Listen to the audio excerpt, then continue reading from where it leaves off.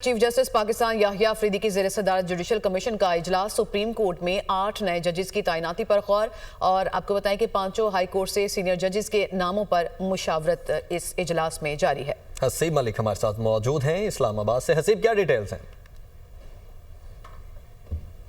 देखिए, इजलास जो कि टाइम था दिन 2 बजे का, अपने टाइम पे उसका आगाज़ हुआ। ये जुडिशल कमीशन का इजलास था जिसके अंदर सुप्रीम कोर्ट के लिए 8 जजेस के नामों पर गौर किया जाना था और तमाम जो 5 हाई कोर्ट्स हैं उधर से 5 जो जजेस हैं उनके नाम जो है वो गौर किया जाना था, जिसके ऊपर इजलास का आगाज़ हो चुका है और इस वक्त भी इजलास जारी है। ज़राए का ये कहना है कि इजलास के अंदर 2 जजेस की जानिब से जो है वो बाइकआउट किया गया है। ज़राए के मुताबिक जस्टिस मंसूर अली शाह और जस्टिस मुनीब अख्तर की जानिब से इजलास से बाइकआउट किया गया है।